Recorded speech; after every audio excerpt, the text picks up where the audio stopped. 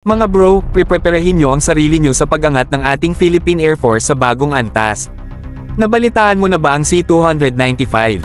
Hindi ito ang typical na cargo aircraft lang, mga bro, kundi isang beast ng airborne capability. Ito'y may gunship, armed ISR version na nagbibigay ng malupit na air support sa ground troops, convoys, at iba pang facilities.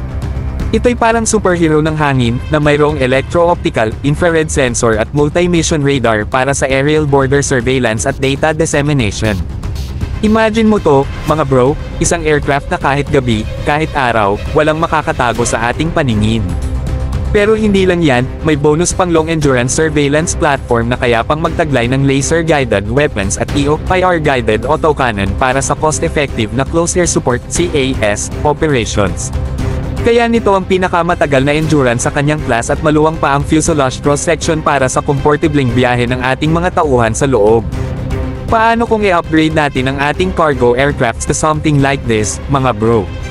Imagine mo na lang, ang ating Air Force, na dati focused sa transport, magiging powerhouse na rin sa air support.